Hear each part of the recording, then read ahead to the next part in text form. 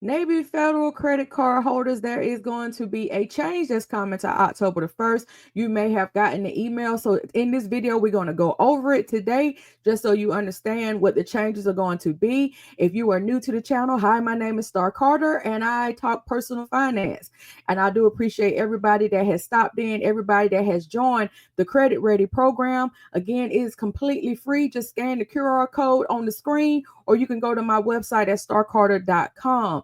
Also, it's going to be in the description box. Again, it is completely free. It is a community that's growing. The last time I checked, it was over 250 new members, and I really do appreciate it.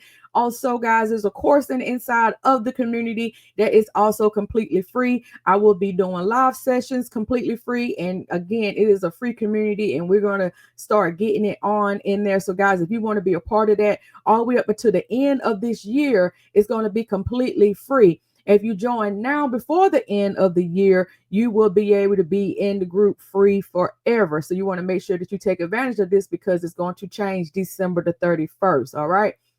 All right, guys, let's go ahead and let's get into it. Y'all know the field. Subscribe, like, share, comment, and let me know what you think about this video. So again, Navy Fed has got some changes that's going to take effect to their credit cards beginning October the 1st. I got this email, I think it was around August the 12th, and you all may have gotten the email as well. I've had some people to email me with questions about these changes because they didn't quite understand. So I want to do this video just to make sure that you do understand what's going on. And I don't want you guys to think that there's something that's major that's going to happen to your credit card. So let's go ahead and I'm going to pull the letter up that I got as an email on the screen. All right, guys. So it says changes to your credit card agreement. And like I said, I got it August the 12th. You see up at the top. It says, thanks for choosing Navy Federal for your financial needs. This notice concerns your Navy Federal credit card ending in blank. Effective October the 1st, 2025, we're making changes to your flagship credit card agreement and disclosure agreement. Please read and keep a copy of this notice for your records. Now, as you see, I only have the flagship card with them. If you all have the other cards like the more rewards or the cash rewards or the platinum, if you have any of the other card, the secured card, let me know if you got this email as well in the comments. All right, so it says important changes to your account terms. The following is a summary of the changes we're making to your account terms. The change to your cash advance APR is due to market conditions. For more detailed information, please refer to the additional information section of this notice. This change will impact your account as follows. Transactions posted on or after September the 1st, 2025. As of October the 1st, 2025, the revised cash advance APR described below will apply to these cash advance transactions. Transactions posted before September the 1st, 2025, your current variable cash advance APR will continue to apply to these cash advance transactions.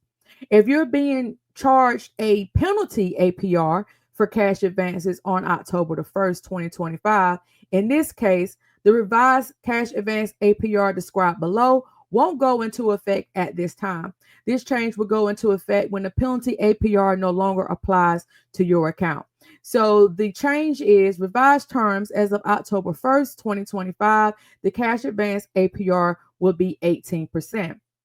We're also revising the credit limit and the maximum amount owed Navy Federal section to clarify when a credit limit change may occur. So that's already letting you guys know that there might be some changes to the credit limit and the maximum amount that you owe on Navy Federal section. And I noticed, guys, that in I told you I'd be in a lot of these different forums I'd be reading, and I noticed that people are saying that they're getting a limit cut because they are either paying the minimum and that's all they're paying, or they're really close to maxing out their card and their limit being cut.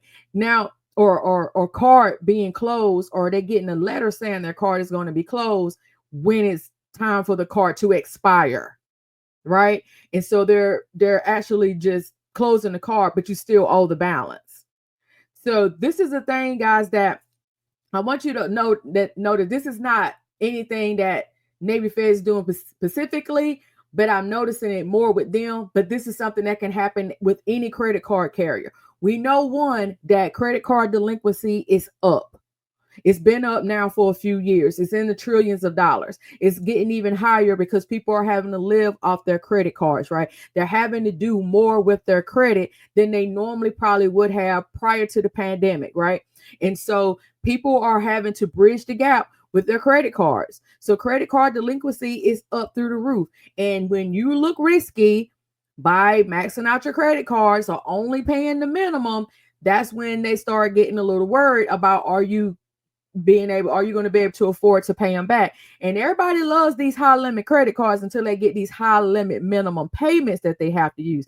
I did a video about a year or so ago breaking it down, showing you how a $20,000 balance on a credit card could take you like 30 years to pay it back if you're only paying the minimum. I'll link that video in the cards, because if you're not looking at the true cost of when you use these cards, then that's how you get in trouble. Right. And so I try to always give y'all the real tea when it comes to this financial stuff, because a lot of you guys think it's cute to get these high limit credit cards and it looks really good, but you can get in a lot of trouble with credit cards because their interest compound on top of each other, on top of it. So you paying interest on top of interest on top of interest. So if you bought something for $100, at the end of the day, it's not going to still cost you $100 if you're not paying that card completely back off by the statement to avoid paying interest, right? Or paying it off by the statement due date to avoid paying interest. So you got to just make sure that you are being smart with these cards. Now, when you're talking about a cash advance, that's totally different. That's what this email is pertaining to. It's pertaining to a cash advance. So it says additional information. It says cash advance APR. We're back on the email. It says cash advance APR. We're changing your cash advance APR. Currently, your cash advance APR is variable and is determined by adding 2% to your standard APR. Your current variable cash advance APR will apply to cash advance transaction posted before September the 1st, 2025, until the balance of those transactions is paid off. Cash advance transactions posted to your account on or after September the 1st, 2025 will be subject to the current variable cash advance APR until September the 30th, 2025. Beginning October the 1st, 2025, the non-variable cash advance APR of 18% will apply to the balance of those transactions until they are paid off. Now, I want you guys to know one thing. If you have ever done a cash advance before, then hopefully you know how cash advances work. And if you don't know how cash advance works, let's talk about that. Well, first of all, cash advances, they start charging interest day one. There is no period. Like when you go to the store and you do a purchase, you have a period of interest free that you can use that card for a purchase at a store, and you don't have to pay interest on that purchase until the statement rolls around, and whatever the amount is due, that's what you pay to avoid paying interest. So if you pay whatever the due, not the minimum, but whatever it is that is due, like the statement balance, that's how you avoid paying interest. But when you get a cash advance, interest is accrued the first day you take the advance. So Navy Fed, you got two ways to do a cash advance with Navy Fed. The most common way that most people take cash advances on any credit card, not just Navy Fed, but any credit card, if they have cash advance capability, because not all credit cards have cash advance capability. But if your card has a cash advance capability, the most common way to do it is to take the card to the ATM, and either you set up a PIN or they provided you a PIN in the mail when you got the card for you to be able to do cash advance. And you would just go to the ATM and withdraw whatever up to your limit if you can at the ATM, or whatever cash you need. And as soon as you take the cash off the card, the interest starts accruing the exact same day. And this is any credit card, not just Navy Fed. Anytime you do a cash advance, unless the card tells you that it is a 0% APR on cash advances, unless it tells you that, cash advance interest starts day one of you taking that money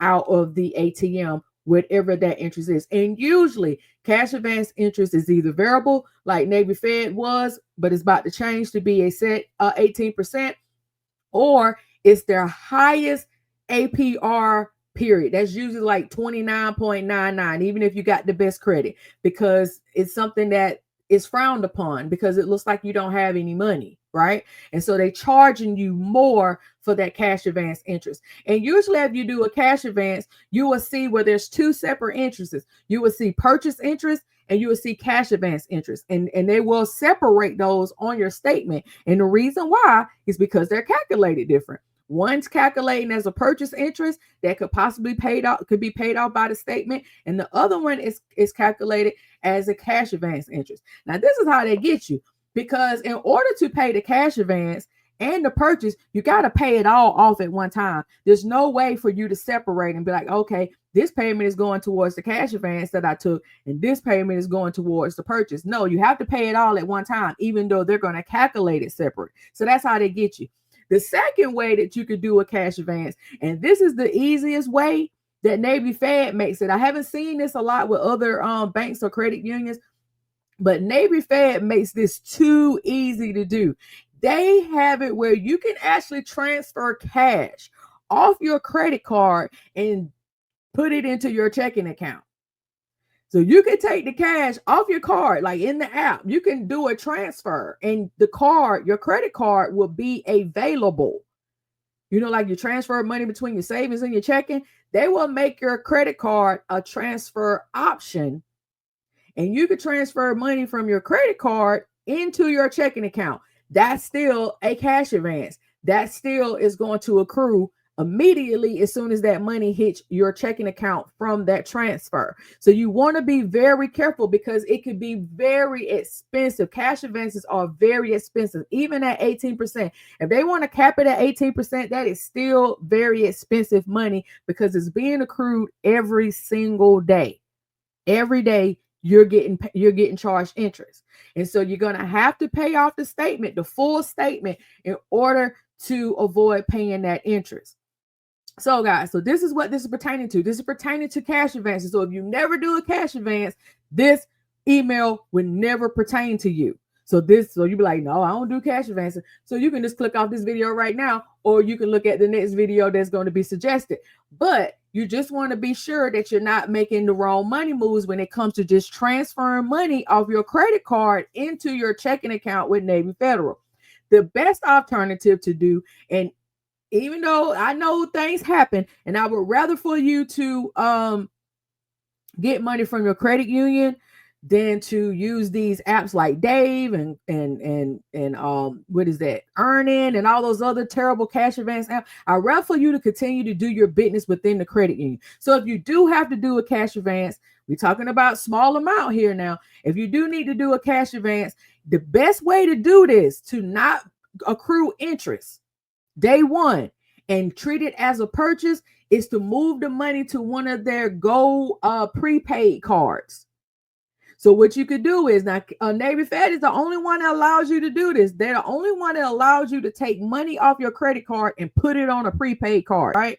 So they got the prepaid card, and they will let you link your credit card to the Go prepaid card. And so you can move money from the Go from your credit card onto this Go prepaid card, and you could get money out at the ATM for $600. Now, I'm not advising anybody to do that, but if you're going to do it, that would be the best way to do it because they treat it as a purchase and not as a cash advance. And therefore, you'll get the purchase interest that'll give you an opportunity to pay it off interest free versus just moving the money into your checking account and it's going to accrue interest day one, or going to the ATM with your credit card and it's going to accrue interest day one. At least if you move it to this, you have at least a statement cycle worth of time that you may be able to get you some interest free, right? So that's why I'm even bringing this up, because there is a way to get around it if you're smart about it, right? There is a way to get around it if you're smart. So that's why I'm telling you guys, you just want to be careful on the types of credit that you're maneuvering with, because that's how people get in trouble. And then your cash advance limit is usually 30% or whatever your overall limit is. So let me see what mine is, because let me see what my cash advance limit is on my card right now. So I got the Navy flagship card. And I think my limit is 43,000 now. I think. Let me see. Yep, it's 43,000. So my limit is 43,000. My cash advance limit is 12,900. So $12,900 is the amount that I could get in cash off this card. That's crazy, right? So I can literally transfer $12,900 into my checking account right now. So you just want to be careful. Instead, move it over here. You could get at least $600 out at the ATM. Move it over here and it will be treated as a purchase and not a cash advance. If you're going to do it. If you're going to do it. You know, I'm not a fan of doing that because like I said, it makes you look risky, but I'd rather for you to not have to pay the daily accruing interest if you're going to do it anyway. A lot of things I could tell you not to do, but a lot of folks, you're just going to do it anyway. So if you're going to do it anyway, do it the smart way. All right.